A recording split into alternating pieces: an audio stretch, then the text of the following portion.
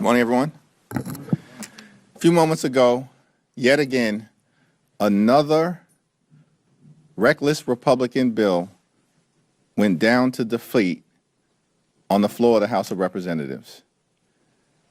House Democrats are in the minority, but continue to control the floor as if we were in the majority, making progress on behalf of the American people, including by extending the Affordable Care Act tax credits earlier this year to protect the health care of more than 20 million Americans, by passing successfully a war powers resolution as part of our continuing effort to stop Donald Trump's reckless and costly war of choice in the Middle East. No more stupid wars that make life more expensive for the American people. And then, of course, this week, perhaps for the first time in the history of the United States of America, the majority party was forced to pull a bill relating to veterans because House Democrats, led by Mark Takano, have made clear all week that this bill doesn't benefit hardworking veterans in the United States of America. It would actually hurt them. In advance of Donald Trump's speech, let me also be clear about one thing. Donald Trump lost the 2020 presidential election. Something's really wrong with this guy. I think he actually needs to be checked out. Why does he continue to focus on a conspiracy theory related to a 2020 presidential election that every rational person in the United States of America knows he lost? And yet, instead of focusing on actually driving down the high cost of living in an economy where hardworking American taxpayers are suffocating from the affordability crisis, Donald Trump continues to peddle election conspiracy theories.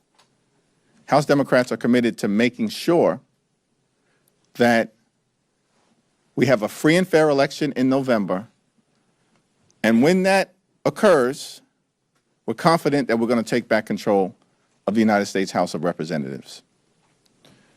What Republicans are doing, since they were once again neutered on the floor of the House of Representatives, is to advance an America Last budget resolution that will actually provide $60 billion in additional taxpayer money for Donald Trump's reckless and costly war of choice in the Middle East that has left Iran in a stronger position than they were in before this reckless war started, and the American people in a weaker position economically as a result of high gas prices. And yet Republicans continue to double and triple down on Operation Epic Failure. The war in Iran has been a disaster for the American people, and House Democrats will strongly oppose their America Last budget resolution and fight to actually restore the devastating cuts to Medicaid and to nutritional assistance that Republicans jammed down the throats of the American people with their one big ugly bill last year. Questions? Leader Jeffries. Mr. Leader, thank you. Good morning. On the Israel vote yesterday, do you see the Democratic Party evolving on Israel, or has Israel changed? I think in the Dear Colleague letter that I sent to the caucus, I laid out the position that I believe we as House Democrats will take as we move forward, anchored in several different principles, including our support for Israel's right to exist as a Jewish and democratic state and homeland for the Jewish people, and at the same time, pressing the urgent need to establish an independent Palestinian state that allows the Palestinian people to live with dignity, respect, and self-determination. And that needs to be dealt with urgently, and the conditions to establish a just and lasting peace need to be acted upon immediately. And that involves surging humanitarian assistance into Gaza to alleviate the suffering of Palestinian civilians. It means not just the reconstruction of Gaza, but the modernization of Gaza, and investing, along with our partners in the Gulf states and moderate Arab nations, in a path toward prosperity for the Palestinian people. Hamas needs to be disarmed and completely removed from power. And we need to deal with the out-of-control settler violence that the Netanyahu administration has allowed to take place in the West Bank.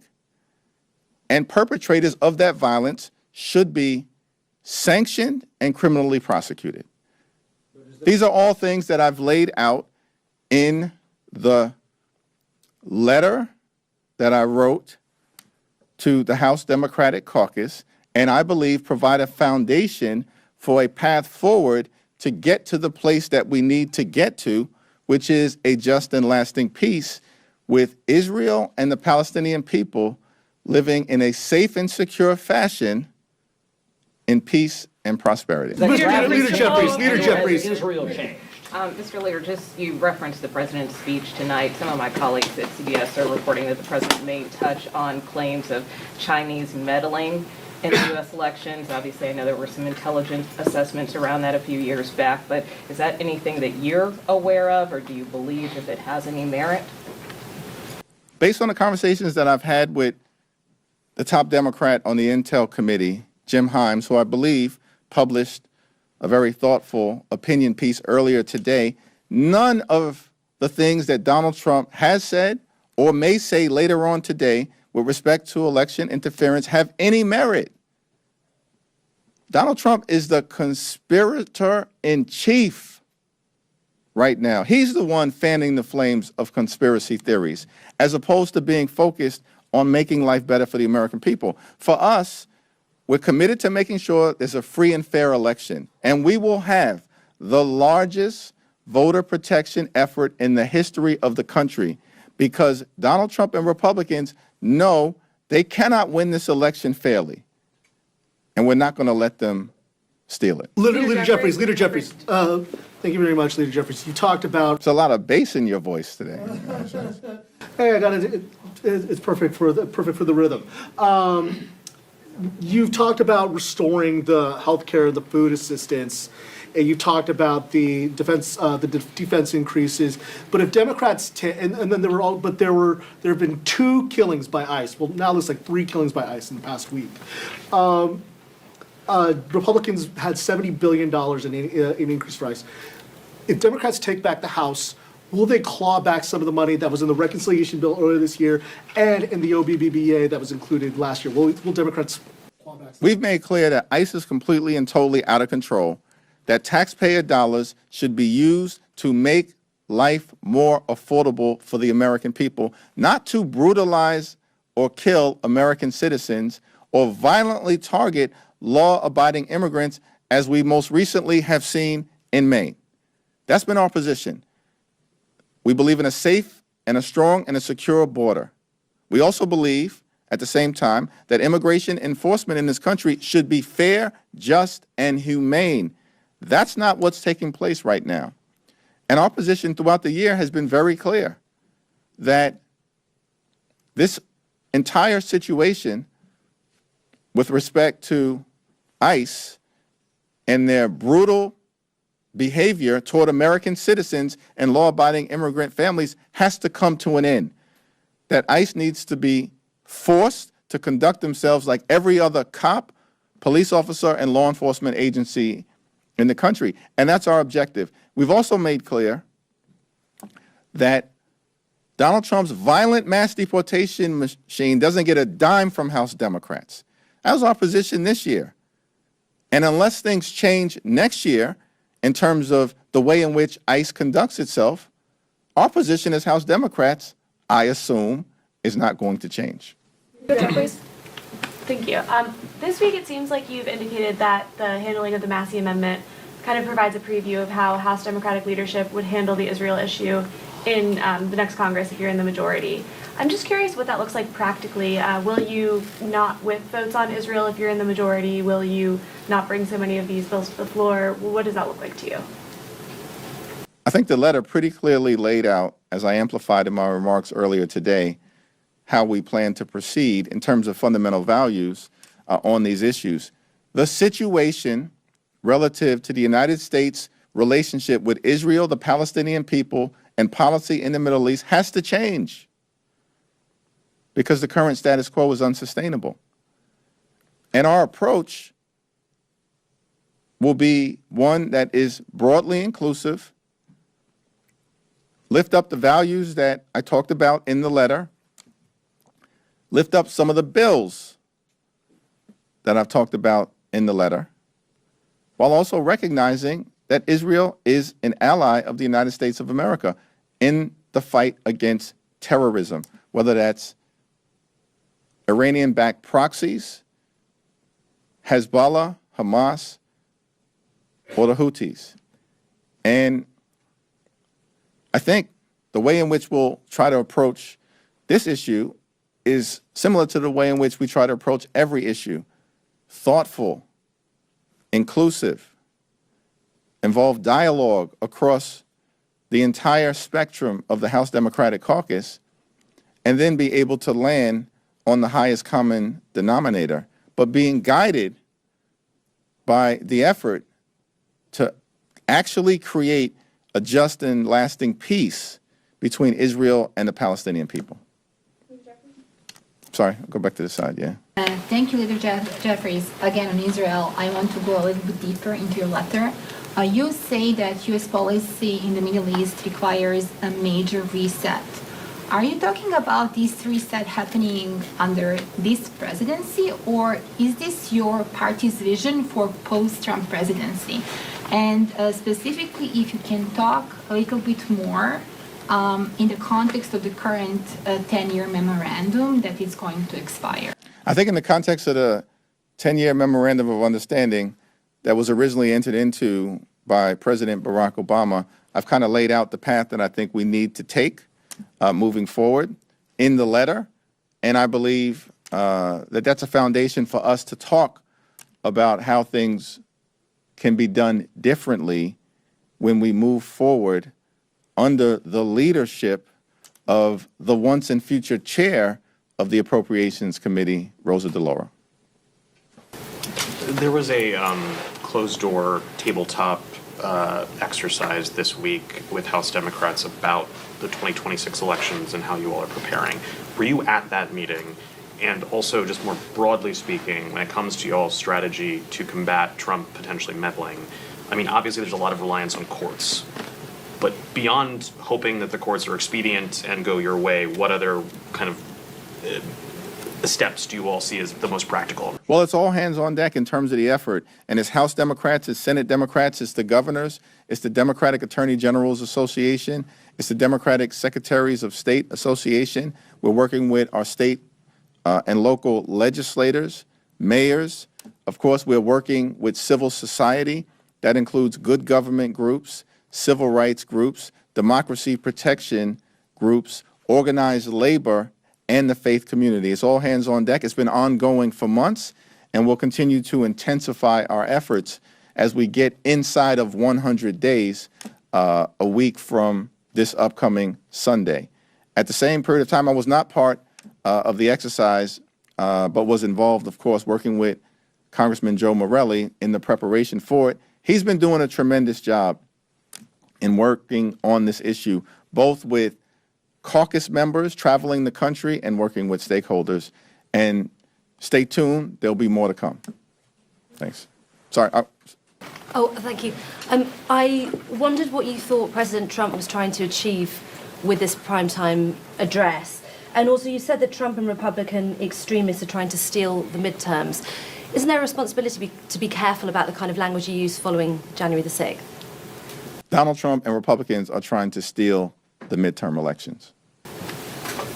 Thank you, Mr. Leader. You just laid out the campaign kind of what all the House Democrats will be doing and have done to not only protect the election, but make sure that it's free and fair, as you said. Tomorrow is the 60 years since John Lewis passed away. I know that you had a relationship with him. I know he meant a lot to the caucus. I'm wondering if you can speak to how his legacy kind of informs how you all are approaching the lead up to the election and making sure that this is a free and fair election, given that he dedicated not only, his private life, but his public life to making sure that folks have voting rights. And I know that that's something that matters to you. So I'm hoping you can speak to that given tomorrow's anniversary. Yeah, it's a high honor and a great privilege to have served with Congressman John Lewis. I mean, such a phenomenal thing. I had his support actually when I first ran in 2012, and to have earned his support in that race, in my entry into Congress, in and of itself was amazing. And then to have the opportunity to serve with him, learn under John Lewis, be inspired by him, was an incredible experience and will always be one of the most important parts of my public service journey, no matter what happens moving forward. And he's a heroic, iconic figure, one of the greatest leaders the country has ever seen. And tomorrow, across the country, as House Democrats, we will pause to recognize it's the 6th anniversary of his death and also lean in to the good trouble that John Lewis would want us to get into to turn around these Republican-inspired voter suppression efforts, to turn around these Jim Crow-like tactics, and to make America the best version of herself.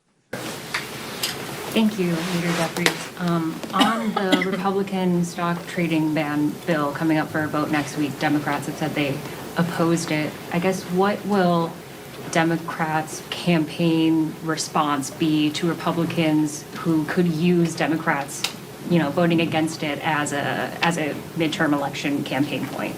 The stock trading ban that Republicans are going to put forward potentially on the floor next week. We've heard a lot about bills that they're going to advance, and that continues to fall apart. They were supposed to bring a regressive veterans bill to the floor today, and we forced them, along with a handful of Republicans, to stand down because Democrats were unified.